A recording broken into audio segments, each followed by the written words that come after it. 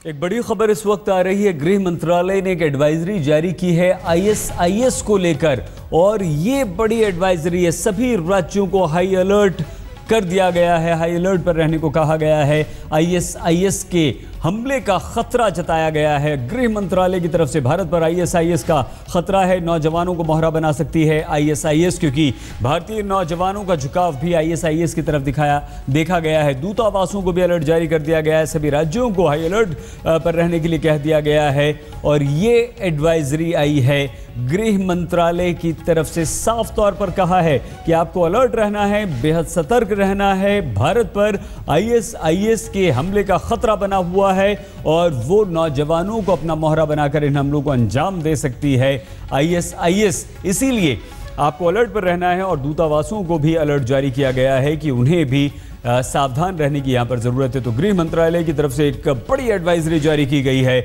और सभी राज्यों को यह हिदायत दी गई है, सभी राज्यों को सचेत कर दिया गया है, चेता दिया गया है कि आईएसआईएस का खतरा जो है वो बढ़ रहा है। जितेंद्र बहादुर सिंह हमारे संवाददाता इस वक्त हमारे साथ जुड़ चुके हैं। जितेंद्र, और क्या कहा गया है गृह मंत्रालय की तरफ से? देखिए, गृह मंत्रालय की तरफ से सभी राज्यों को एडवाइजरी जारी की गई है और ये कहा गया है कि पेरिस में जिस तरीके से हमला हुआ है, उस हमले को देखते हुए सभी राज्य अपनी सुरक्षा व्यवस्था चौकन्नी कर लें, क्योंकि जिस तरीके से अलग अलग जगहों पर पेरिस में हमला हुआ है उसमें निश्चित तौर पर लोन वोल्फ अटैक की बात कही जा रही है। ऐसे में गृह मंत्रालय ने और खुद गृह मंत्री ने अब से थोड़ी देर पहले ये जानकारी दी है कि भारत में सजग रहने की जरूरत है, क्योंकि बड़े स्तर पर इस तरीके की जानकारी मिलती रही है कि भारत में रेडिकलाइज करने की कोशिश युवाओं को किया जाता है। और ऐसे में भारत किस तरीके से सुरक्षित है आईएसआईएस को लेकर के, इन तमाम चीजों को लेकर के एक एडवाइजरी जारी की गई है सभी राज्यों को और ये कहा गया है कि वहां सुरक्षा व्यवस्था बड़े स्तर पर बढ़ा दी जाए। बहुत धन्यवाद जितेंद्र बहादुर सिंह हमारे संवाददाता जानकारी दे रहे थे। गृह मंत्रालय की तरफ से ये एक बड़ी खबर आ रही है। सभी राज्यों को आईएसआईएस के बढ़ते खतरे के मद्देनजर अलर्ट रहने को कहा गया है। आईएसआईएस का खतरा भारत पर भी है।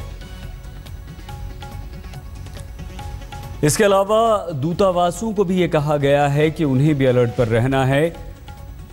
फ्रांस के पेरिस पर हमला हुआ, उसके बाद कई देशों ने मिलकर आईएसआईएस के सीरिया के ठिकानों पर बमबारी की है। 10 फाइटर प्लेन्स ने यह हमला किया है। प्रधानमंत्री नरेंद्र मोदी ने यह कहा तुर्की में कि अब दुनिया को एकजुट होना होगा, आईएसआईएस का खात्मा करना होगा और एकजुटता के बिना आतंक को खत्म नहीं किया जा सकता।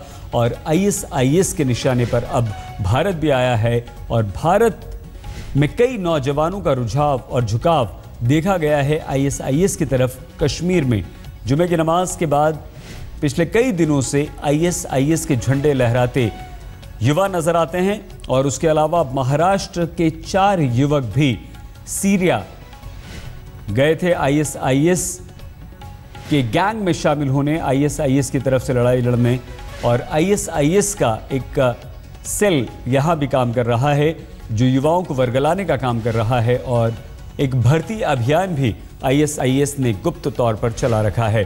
तो युवाओं, नौजवानों को अपना मोहरा बना सकता है आईएसआईएस, ये भी कहा गया है गृह मंत्रालय की तरफ से।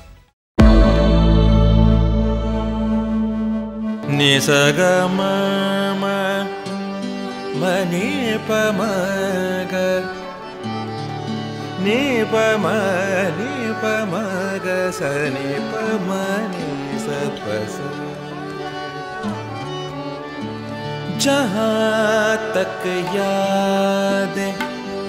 याद आती रहेगी।